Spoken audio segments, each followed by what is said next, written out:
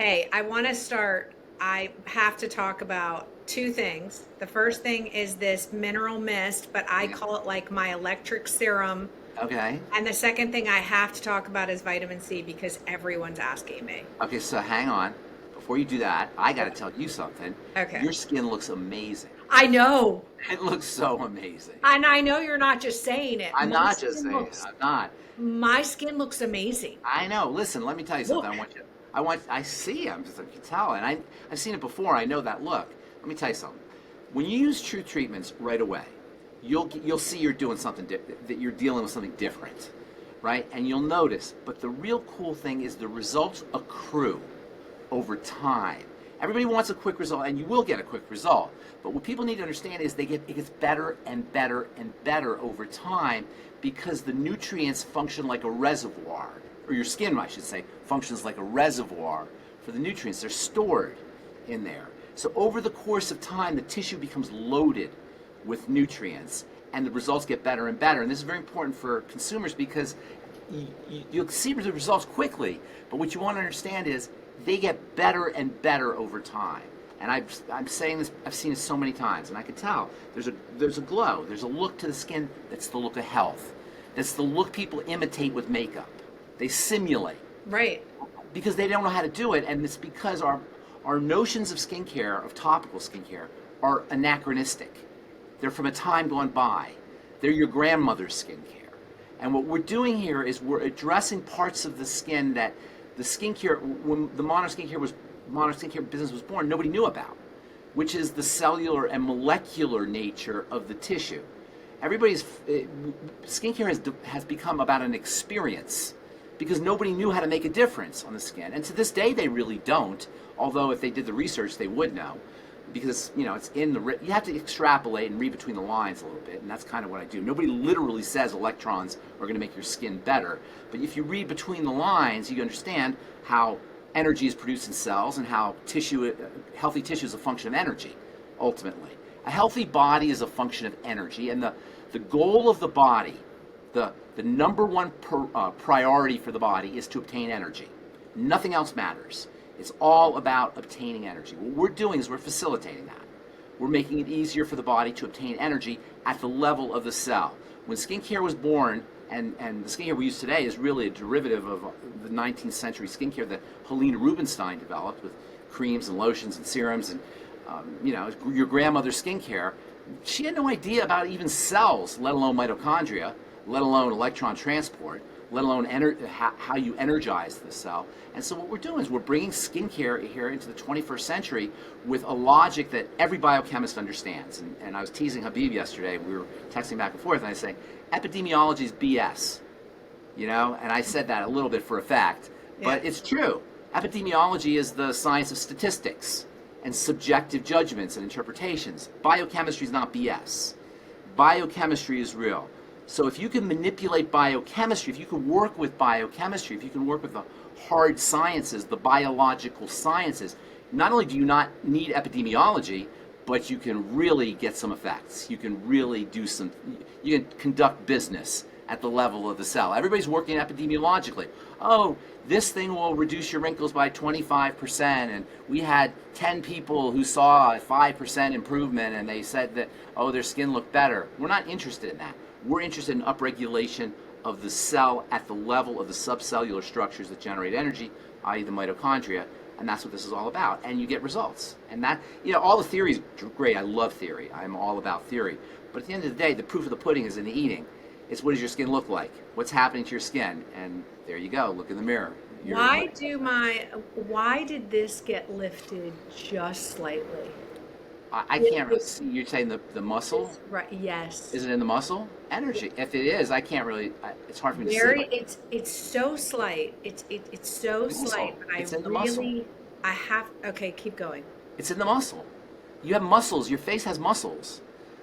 There's some 70 or 80 different muscles in your face. And by the way, face yoga, and you can work out your face. I do that, but there you go. I've done that. There's something different. Well, you're adding to it. Yeah, you're adding to it. You're facilitating energy at the level of the muscle. The muscle cell needs energy like any other cell, and you're helping the cell get energy. Facial yoga and exercise in general, really weightlifting, resistance training, it can only work as far as it's got fuel or energy in order to sustain the anabolism, the growth, the muscle. What we're doing is we're putting fuel into the tissue, essentially. That's basically, and we're helping the body use, the cells use the fuel. So tell me about the mineral mist. I call it electric serum. It is electrical. Tell me, It's micro why is voltage. it working? Why do Why is it work? Why do I love it? How do Right. I use it? So many reasons. Why does it work? So many reasons, but primarily it's electricity, micro electricity. And when we think of electricity, we think of light bulbs, or we think of shocks. We think of macro electricity. But everything that's macro has a micro correlate, right? Everything that's macro comes from the micro. So we see macro, and your skin is macro, but the macro is derived from the micro. The micro is micro voltage, and the micro voltage is not really micro, it's nano, it's the tiny little, I'm going to say a word that everybody freaks out when they hear, but this is how it works, quantum. It's subatomic particles, i.e. electrons. So we see electricity, but really that electricity is made up of electrons. Electrons are pieces, essentially pieces of electricity. And so what we're doing is we're working at the level of the electrons, not the electricity. So it is a form of electricity in the sense that it is building blocks of electricity, but it's tiny, tiny, tiny, tiny electricity that is carried on minerals, what we call minerals. They're not really minerals, they're atoms. We call them minerals. So they're carried on these minerals. These electrical charges are carried on these minerals. And every atom, here's the most glorious, this is the most glorious model of reality right here, right? The fourth grade chart. It's you know what this is? The periodic table, right? Yeah, the fourth grade chart. We in fourth grade. In fourth grade, you study this? Yes. Really? Well, you were advanced. No, I think everybody did. The chart was put up. And okay, all right. But what it really is, it's a map of reality. It's a map of how reality is structured, how physical reality is structured. And what we think, this is really cool here, what we think of as lay people, and even as sometimes as scientists, when we think of these, we think of each one of these, copper, carbon, boron, nickel, titanium, et cetera, et cetera. We think of these as elements, as substances, as things. Right? Yeah, I do. They're not. They're energy, they're frequencies, like a radio. Like, you know how you have your dial on your AM radio, you have 850 AM, you have 940 AM, these are all frequencies. So AU, gold, is a gold has a certain frequency. Wow. We look at it as gold, but really it's frequency. Mm-hmm. It's an energy being. It's like and what we're doing on your skin is we're modulating energy at different frequencies. At all the different frequencies, 80 different frequencies. So you're getting this frequency modulating system that you're putting on your skin. Now, I would never say that to anybody because that's going to, A, blow people's circuits, or it'll sound like, like BS. They won't understand it. But really, that's what we're doing. We're dialing in frequencies. Enzymes, which are the workhorses, they do all the business, they are stimulated by frequencies. And you have countless enzymes and countless different frequencies that they respond to. What we're doing with this is we're assisting the enzymes to work at all the different frequencies. Now, do you really need to know that? Does anybody really? I love it. I think it's super cool. But, you don't really need to know that kind of stuff. What you need to know is there's a thoughtfulness that is applied to the skincare that transcends the ordinary skincare product. Oh, we have this mucus that comes from a snail, and you put it on your skin. Oh, we found this latest herb from the rainforest, and it makes it stimulates your collagen, this, that, and the other. So all of that is mimetic, it's memes, it's jargon. It's for people who don't really understand the mechanisms of how everything works. If you understand the mechanisms and the most fundamental mechanism of quantum, the most fundamental mechanisms of all of reality, you can start to manipulate things and you can start to riff things in a way that you can't if you're only seeing things at the macro level. Power always comes from the base, from the micro level. The more fundamental you can get, the more powerful you will be. Witness all our technologies. Our technological world that is so ridiculously advanced, the singularity, I don't know if you're familiar with that concept of the singularity, we're in this technological epoch, this new era of technology, because we can start to work at the most fundamental level there is, that we know of, which is the level of the electrons, the subatomic particles. And that's what we're working with here. We're working at the most fundamental level there is and taking skincare into the quantum age. So I have a question. I get the Did you really need to know all that stuff, by the way? I mean, I it's did. cool. I have to say, everyone says I don't want to know how the light bulb works. I Yeah, just yeah, want it to work. exactly. But sometimes you want to actually hear, well, what is that? How does that work? I'm using That's, it every day. So yeah. I think people And, actually will be extremely interested. and you're my perfect customer. You're my perfect client because you're skeptical. Because I you am. don't just, I love that. I love that because this is a You're fully always getting my refined, questions. I love it. This is a fully refined theory. There's Mhm. no, the job of a good theoretician or a scientist is to falsify. You want to falsify. You Yes, want to right. find, right? You want to look for falsibility, for falsifiability. You want to look for that. I've looked for that. I've been doing this for almost 40 years with this approach, and it's not falsifiable.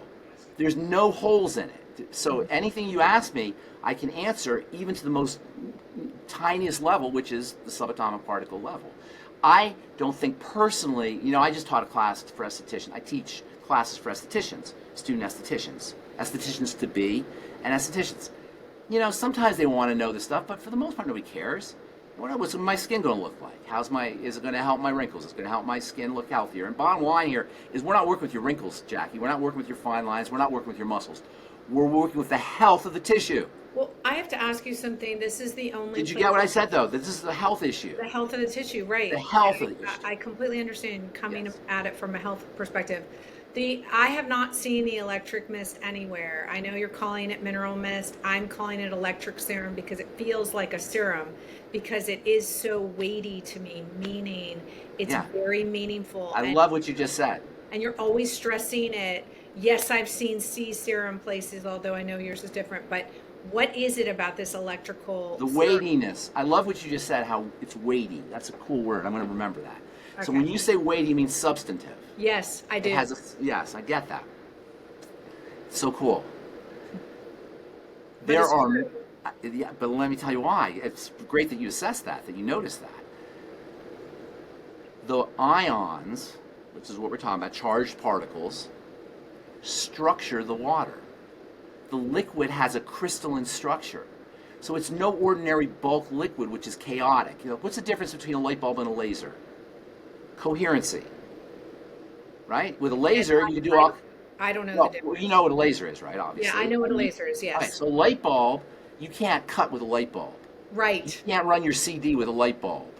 You can't do, a laser, you can do all kinds of work with a laser because it's coherent. The light is not scattered. With a light bulb, the photons, the light particles are all over the place. Yes. Gives you light, but you can't do any work with it. Right. What a laser does, and it's super cool how a laser does, light amplification by stimulating electron radiation, LASER. It's actually an acronym. And what Oh, I didn't know that. what it basically is coherency.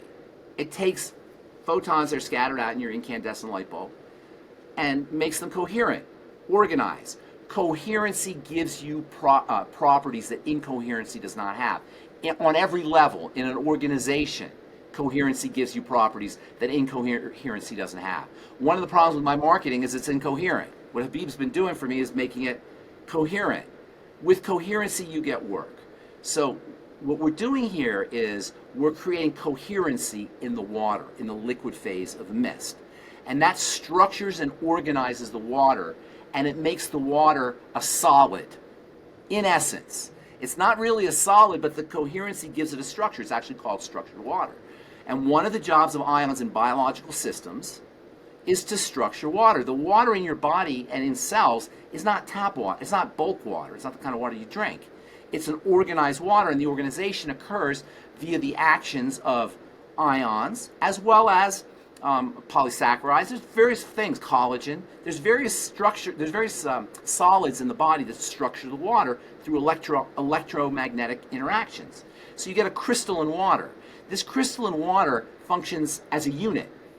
So instead of the water being scattered about, it's now coherent. It's functioning as a solid unit, and that gives it properties that are far transcendent to ordinary water. So that mist that you're spraying is a structured form of water that has a completely different biological effect than the water you splash on your face from your tap. And that's why when you use the biomimetic mineral mist, you get incredible properties. It's not just the ions and the electricity, but it's the interaction of the liquid with the electricity. It allows you to get better penetration of other active ingredients, for one thing. It allows you to get penetration through the stratum corneum, the surface of the skin, into the lower levels where the cells are, and even into the cells themselves. And so you're creating a system. What we've done is we've created a system with the mist that allows the spray that you're spraying on your skin to have properties that no ordinary mist has. And there's a lot of mists out on the market. And again, what I want you to understand, and people who are listening to understand, is there is a thoughtfulness that is applied to my formulation strategy that is not only idiosyncratic and personal to me, and I developed it and I invented it. I didn't invent it. I came up with it based on things that I've read and researched and my own intuitions. And when you're using a truth product, there's a raison d'etre for every molecule. There's a reason I structured it a certain way, and whether you understand what I'm saying here or not, for the listener, I'm not saying you don't understand it, but for the listener who understands it or not, don't worry about it. It's going to work. I planned this out, so it's going to work. That's what I do have to say. I've tried everything. And not everything, but most things, and really a lot of high-end products, a lot of low-end products. I would see people with amazing skin and they would say, oh, it's just the drugstore Eucerin. Like, I've really tried so many different things, and I'm never afraid to ask people what they're using and then try it. You mentioned something pretty important. What I liked is that I saw an immediate result after 48 hours, so I didn't have to. Isn't that cool? Yeah, I didn't have to have this long thing, but you mentioned something at the beginning. You were saying it's a layered effect. You're finally filling your reservoir. I have a question. Is this kind of like once you start working out and you build muscle, and then your muscle starts to burn fat more because you're building on it? Yes. Is that what yes. Okay. Absolutely. And the results are semi-permanent. So you could take a day off or 2 days off, and you won't notice a fall. You won't notice a decrease in or you won't notice that the skin is not as healthy or the skin doesn't look as good. But after a few days, you're going to have to replace. But once you've loaded up with the nutrients, you can take a day off or 2 days off. Once you've loaded, as we say, the tissue with the nutrients. On a side conversation that you had, you mentioned vitamin C, and you mentioned that our bodies can't make vitamin C. And a while ago, I had taken buffered vitamin C powder just because I wanted it to be easier on my stomach. So I started taking vitamin C along with your products, and I really feel as though it just skyrocketed. 100%. My skin looks better than it has ever looked. My daughter, who is very, very critical, and I like it because she's very honest. Yeah. She took we had Snapchatted together. Yeah. Snapchats disappear, but you get notified if somebody takes a screenshot of it, and I get notified that my daughter took a screenshot. I said, why did you just take a screenshot of that? She goes, you look so good. And I know that it was because of this. What do you recommend vitamin C? Oh, so you asked all these. You got to ask me one at a time here. So let's start with the vitamin C. Yes, okay. That was long, but I needed to get all of that out. Okay, no worries. So I don't even know where to begin. So first of all, vitamin C is so misunderstood because we hear it all the time. It's like familiarity breeds contempt. You've heard that saying, right? Familiarity doesn't necessarily breed contempt with nutrition, but familiarity breeds boredom. Inaction.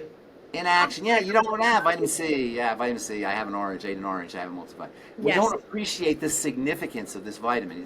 And I always tease people, I don't know if you like baseball or not, but in baseball, there's baseball players and there's Babe Ruth. Okay? Do you know what I'm talking about? Everybody knows who Babe Ruth is. Okay, so, yeah. That's right, exactly. And Nolan Ryan's the only other. All right, but Babe Ruth is still the god, the great god of baseball. It's Babe Ruth. Now we have Shohei Ohtani. I don't know if you know baseball, so he's going to be the new Babe Ruth. But anyway, there's certain whenever you have groups, there's certain things that stand out in importance that are head and shoulders above everything else, even though ostensibly they're part of the group. So vitamin C is part of the vitamin group, ostensibly, but it stands out in importance because of its tremendous functionality in building the most important part of the body.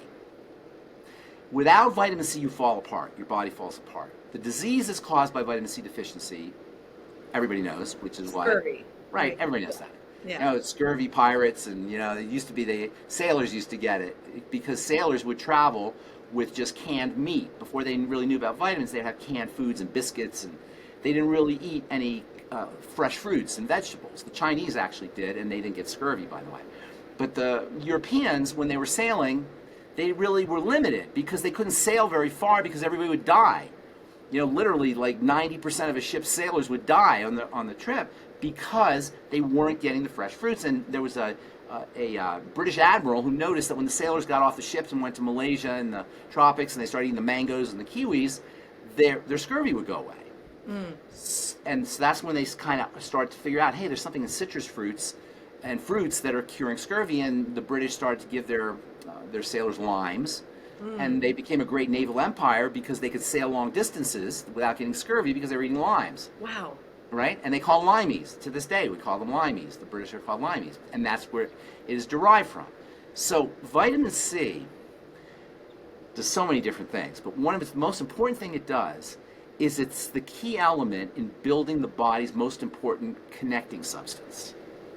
Right? The most important connecting substance in the body is collagen. Collagen comes from the Latin word or Greek word for glue. Colla means glue. And collagen glues everything together. It sticks everything together. That structuring effect that we talked about with ions, collagen has a structuring effect on things. When you don't have vitamin C, you don't have collagen, period. Vitamin C is, in biochemistry, said the rate-limiting step. Can you get a sense of what that means? It's the bottleneck. I do, and all I'm picturing is tape that no longer can glue, can no longer be an adhesive. Jackie, that's why you're Jackie Wicks. That's exactly right. That's all I can picture. Beautiful metaphor. It's a perfect metaphor. So without vitamin C, you can't make collagen. The net effect is you fall apart. What does this mean literally? Well, your bones turn to mush. Your bones are made of collagen. Your organs, your internal structure starts to deteriorate because the internal structure is all held together by the fascia. Your vasculature becomes weak, and in fact, you hemorrhage to death. That's how you die from scurvy. You hemorrhage to death. Your vasculature becomes weakened, right? Your cartilage between your joints starts to deteriorate. This is all scurvy. This is all the signs of scurvy. You get wounds that don't heal on the skin. You get bruising, quick bruising on the skin. This is all the signs of scurvy, and ultimately the way you die is you hemorrhage to death. So you basically fall apart without this collagen because collagen is gluing you together. And fortunately, we don't have scurvy anymore because a little bit of vitamin C, just a tiny little bit of vitamin C, will keep you from getting scurvy. So the RDA, you've heard the term the RDA, right? I've heard. The RDA is set up so you don't get scurvy. It's not set up for you to be maximally strong and powerful and optimal and have a long, great, wonderful life. It's set up so you don't die of scurvy. And this is how the medical model thinks. This is how they think. They're happy if you're not dead. They don't care about your life. They just want you not dead. They'll keep you on tubes. They'll keep you on tubes and on machines just so you're not dead. I'll take the good energy. Right, right? So here's my point, though. This is a very important point I'm going to say now. We don't have scurvy anymore. Okay? We have no more scurvy. Thank God. If you ask people what scurvy is, they'll say, I don't know. And 200 years ago, it was a horrific disease. Today, they don't know. However, when you think about what the signs of scurvy are, the bones that are mushy, the cartilage that is deteriorated, the vasculature that's weakened, the skin that's thinning, that's all aging. Mm-hmm. Aging is subclinical scurvy. Mm-hmm. All the signs of aging are subclinical scurvy. They're the same thing. It's the connective tissue deterioration. So what does this tell us? If vitamin C is the anti-scorbutic, by the way, ascorbic acid means anti-scorbutic. Okay, I didn't know that. Okay, ascorbic is anti-scorbutic. If vitamin C is the anti-scurvy vitamin, it's also the anti-subclinical scurvy vitamin. It's the anti-aging vitamin. Mm-hmm. It's the vitamin for anti-aging. And it's not appreciated as such because all we're worried about is scurvy. We haven't made that connection, but if you look at all the symptoms of scurvy, you'll see that they're just dramatic forms of aging. Mm-hmm. And in this way, vitamin C is the quintessential anti-aging vitamin, and we're all underdosing it because our dosages are based on not dying of scurvy, mm-hmm. not on being able to thrive. So now, tell me the dose because... Well, let me just tell you real quick, one more thing. Let me tell you one more thing. Okay. Animals make their own vitamin C. Humans don't, and gorillas and another, I think, Why a is guinea that? pig, Do they know? because we're fruit eaters. We got the theory is nobody really knows, but the theory is we when we left the trees, we used to live in the trees, Yes. millions and millions of years ago. When we left the trees, we started eating fruit. We became frugivores, or not frugivores, but omnivores. But we focused on fruit. So the fruit bat also makes its Berries. own, yeah, berries and such. So the fruit bat also doesn't make vitamin C. Gorillas, certain types of gorillas don't make vitamin C. Certain guinea pigs don't make vitamin C. So there's a few animals that don't make vitamin C.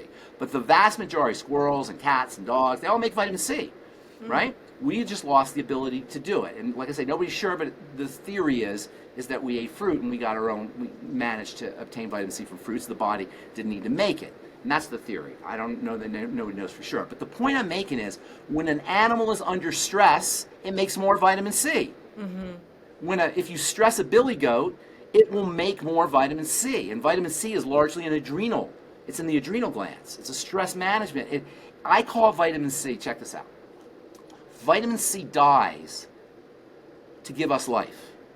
It will give up its own energy so that the tissue is healthy. I call it vitamin Christ because it dies for our sins. Vitamin C, right? It gives itself up. It gives itself up so we can have life. And this is a very important point in skincare. This is why your skincare products with vitamin C turn brown. I don't know if you've noticed this, but a lot of Yes, I have. yes, ours doesn't, by the way. I And know. there's Usually, if it's dried around the rim it'll of be it, brown. brown. Yes. Sometimes it's brown in the bottle, and sometimes companies will sell it to you for $150 and say, "Don't worry about it." Yes, worry about it. It's not vitamin C if it's brown. It's a broken down form of I vitamin need C. you to repeat what you just said. It's not vitamin C if it's brown. What is it? It's a broken down form of vitamin C. It's an oxidized form of vitamin C. See, vitamin C is an antioxidant.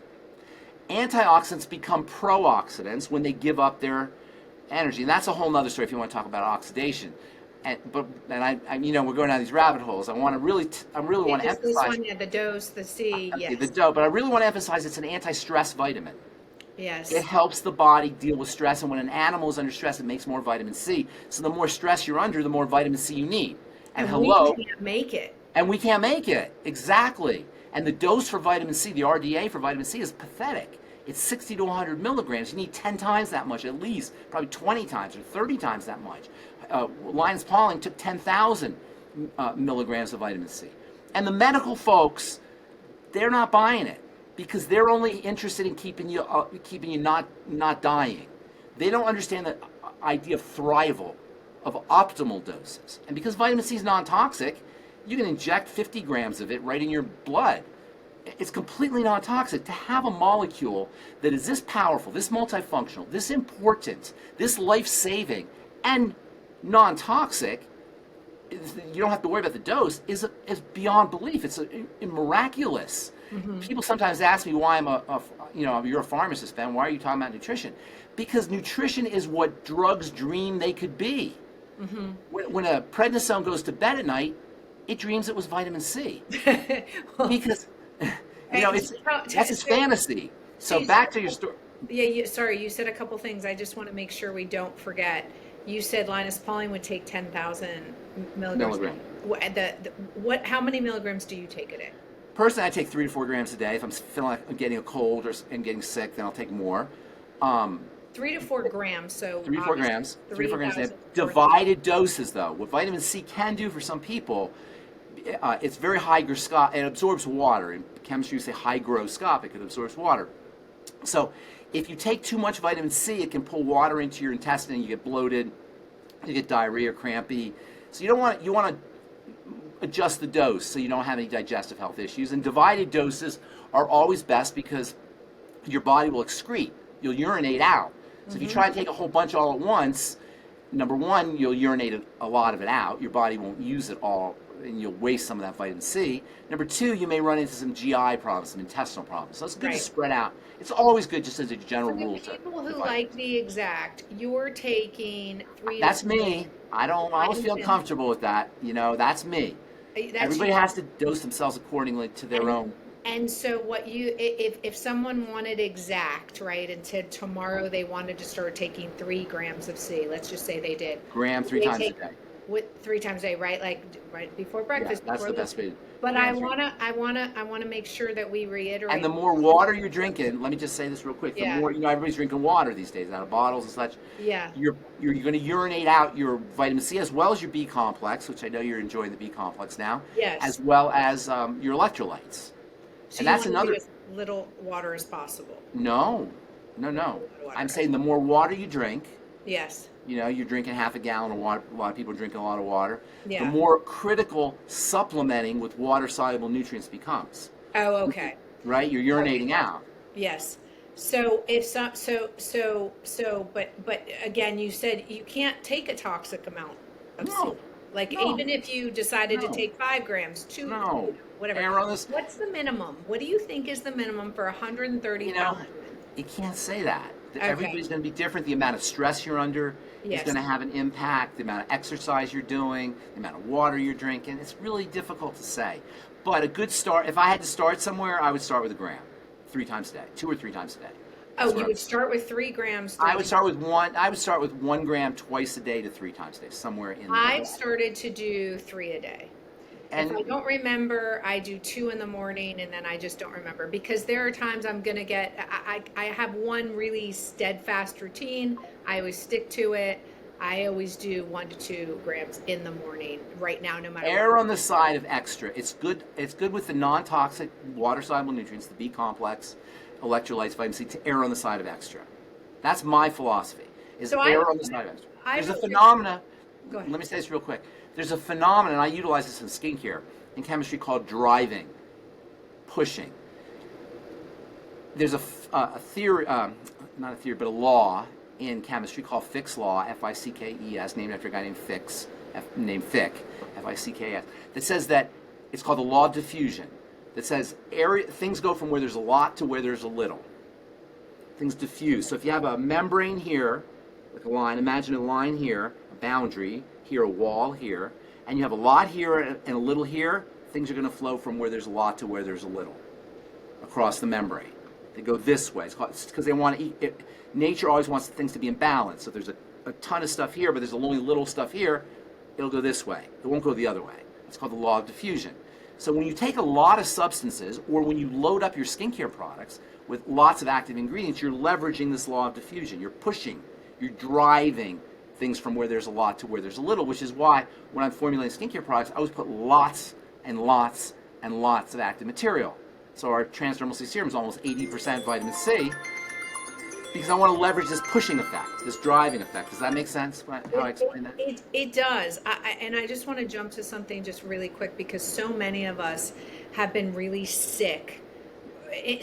More sick than we had ever been in our lives, sort of over the last 4 to 5 years, obviously with COVID and all the other things going on. Is it possible that you could be running, even if you have had a cold or that crazy sickness everybody's talking about, could we all be running at a deficit of C because Could our we? bodies took Could we? Guaranteed. guaranteed, Could we? You can pretty much rest it, unless you're supplementing. unless you're supplementing? Remember, a billy goat is going to make grams of vitamin C, and more when it's under stress. And they're telling you all you need is 100 milligrams, a tenth of a gram. I mean, it's crazy. It's the RDA. I call the RDAs the ridiculous deprivation allowance, because it keeps you ridiculously deprived Or of the just maximum. above. What's it? Just Yeah, exactly. Exactly, because you're just not dead. As long as you're not dead, you're good. Right. Right? So we have a bunch of people who are not dead. Right. They're not living. Our population is just not dead. Yeah. And that's what What do you think of powdered? I take powdered buffered C. okay. Now the buffering is not important, because Okay. you need that's irrelevant. Okay. And another thing that's irrelevant. I was talking to Habib about this when he was here to visit.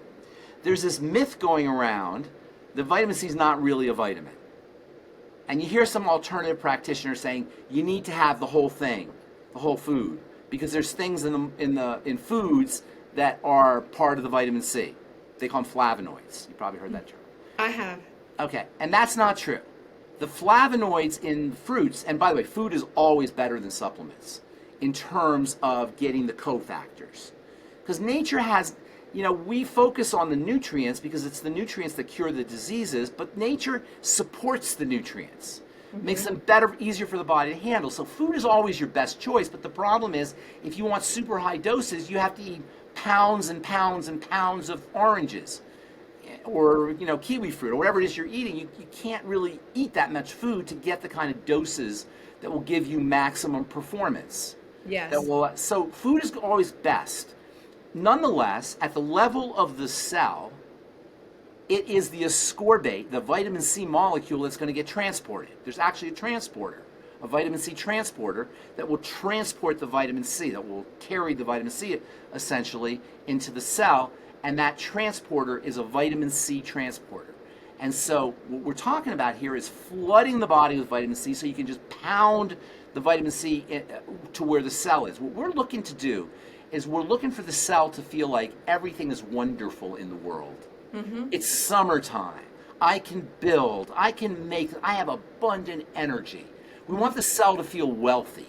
When you feel wealthy, you go out and you spend and you build and you get a new house and you get a new car and you accumulate and you get bigger and better and stronger. We want the cell to feel wealthy. And that's what we're doing here. We don't want to put a little bit of vitamin C there. We don't want to put a little of the RDA of vitamin C. We want not the minimum wage. We want the cell making lots of money or having lots of resources, essentially. What you asked about was the buffering of vitamin C. Buffering is not necessary for internal vitamin C because the molecule itself is very well handled. The buffering raises I imagine it raises the pH is what you're doing with the buffer. It's not necessary. Maybe some people have some problems with acid or something. As far as vitamin C potency goes, don't waste your money on liposomal vitamin C, buffered vitamin C, fat-soluble vitamin C orally. Just ascorbic acid is fine, and it's very, very inexpensive. Powder or pill or doesn't matter? Liquid's always best. Liquid's always best. Always best to drink. Always best to drink, and the powder allows you to drink. If you have to take a pill, take a pill, but always best to drink your nutrition. Okay. Always best. So powder's fine because you can put in water, or exactly. I think people like the liposomal because it is liquid. No, well, I don't think it is. I don't think it is liquid. Okay. Now, it could be liquid. It can be liquid. Okay. The skin's different. Okay. The skin's different because with the skin, we're trying to get vitamin C through the surface. When you take vitamin C internally, it's very well handled by the intestine. It gets absorbed into the bloodstream very readily. But the skin's a little different because the skin has a barrier. And treating the skin with nutrition requires a little more savvy and a little more sophistication than just taking supplements. Supplements, the body is designed to absorb. But when you're working with the skin, you've got to be a little bit clever with your formulations. I'm a pharmacist. We study this. Yes. We study how to get medicine into the body through the skin. I look at the skin as a route of administration into the blood. And that's why you have estrogen patches and estrogen creams and fentanyl patches and scopolamine patches you put on behind your ear if you feel nauseous, if you're on a cruise. The skin can be used as a route into the blood. And for some things, it's actually quite effective. I'm sending you some progesterone, some of my progesterone serum. You'll have it in a couple days. And you'll see that progesterone is very well handled by the skin, for example. Because the skin, if you can formulate a product or if there's an ingredient that has the right chemical structure, can be a route of administration into the blood. And we study this in pharmacy school. I'm not interested in getting to the blood. I'm interested in getting to the dermis, to the lower levels of the skin, and also to the lower levels of the epidermis where the skin cells are. This is the holy grail. Skin care, like I was saying earlier, has not recognized historically that the livingness of the skin, as well as the livingness of the body in terms of medicine, is where you need to be to create changes. Mm-hmm. We try to create changes where we see, which is the tissue. So we see the skin, and this has created a model. I call it rub it on and hope for the best. Mm-hmm. That's how most people do their skincare. Rub it on and hope for the best. I don't know what the heck's happening. I'm just going to rub it on and hope for the best. Until you met me, that's what you were doing. Absolutely, 100%. Rub it on, hope for the best. So I tried to measure things, and but you didn't know about the cell. But you didn't know about the keratinocyte, the skin cell, and you didn't know about the fibroblast, and you didn't know that if you wanted beautiful skin here on the outside, you had to start at the cell, at the keratinocyte, the skin cell, and the fibroblast, which means you had to get there. So your skincare product has to access the livingness, the cells, and that is no mean feat. This is something we pharmacists understand. your DIY housewife who's making blueberry whatever on Facebook, she doesn't know. The people who say, oh, I love tallow, I put tallow on my skin, they don't know. The people who are saying, oh, I just use olive oil, or I just use coconut oil, they don't know that if you want beautiful skin, you got to get to the cell, because we collapse two things. We collapse two separate ideas. Oh, it feels good. Oh, it's doing something for me. Right. It feels That's not the case. It feels good, right? Feels good is an experience. And by the way, the dumbest way to assess the value or the importance or the effectiveness of a skincare product is to do what we all do. Rub it on and go, oh, that feels nice. Oh, that feels lovely. Or smells, or smells, or it looks nice. We want to see, what does your skin look like in 48 hours? We want to see, what does your skin look like in 2 weeks, in 3 weeks, 2 months. Exactly what you're saying, because to get down to the cell takes a little bit of time. It doesn't take forever, but it takes a little bit of time. The rub on, hope for the best, you're not leveraging the cell, you're feeling the product. Think about how silly this is. You put the product on, and then you rub your finger, and you feel the product. And you go, oh, I've done something to my skin. No, you haven't. You're feeling the oil and the wax. And you think, and we in our brain think we've done something to our skin. It's even worse than that, because when you put something on your skin that you can feel, like a moisturizer, you suppress chemistry. And this is why everybody has moisturizers in their purse and in their locker and in their car and their office and their bathroom. Most people have 10 moisturizing creams, and everybody has dry skin. Hello? If moisturizers worked, you wouldn't have any dry skin. Everybody has dry skin. So our skincare strategies for using topical skincare to have beautiful skin are being under-leveraged. We're not maximizing what a skincare product can do, and it's all based on the fact that people are extracting value out of a supply chain of production of a cream or lotion that is from a time gone by. Well, one thing that you also taught me that's really important is it's two things. It's the delivery and it's the nutrients. Bingo. That's all you need. That's right. it. And everything else is extraneous. Everything else is extraneous. When you take a medicine, and this is medicine. What we're talking about here is medicine for the skin. Nutritional medicine for the skin. I'm a medicine man. I study medicine. Right. When you take a medicine, there's only two things to that medicine. There's the active ingredient, and there's a way of getting that active ingredient to where it needs to be. Yeah. That's all you need. Those are the two compartments. That's it. So we say 100% active and functional. That means every molecule in one of my formulations is either going to be active or support the activity by getting that substance to where it needs to be. That's all you need. Everything else is BS. Everything else is a waste of your money. Everything else is not only a waste of your money, but it forces your skin to have to deal with things it doesn't want to deal with. And this is what, there's a thing now called minimalism, right? Where you have, and it's becoming a thing. Well, I've been doing it for years. We only have 3 ingredients or 4 ingredients or 5 ingredients or 6 ingredients. We don't have tons of ingredients in our skincare products because you don't need a lot of stuff. So now they call minimalism. I don't say minimalism, I say essentialism. Mm-hmm. In other words, we don't want just minimal, we want essential. Because a lot of people say, oh, we only have 3 ingredients, and it's like, water and Vaseline and, maybe an essential oil. Sometimes when you can't read it and you don't know what it is, that doesn't necessarily mean it's bad. Of course not. If you read what was in an apple, if you read the chemical ingredients in an apple, you freak out. There's 8,000 different chemicals, and that's why when people say, oh, there's chemicals in there, and I wouldn't, if I can't pronounce it, I'm not going to put it on my skin. That's silly.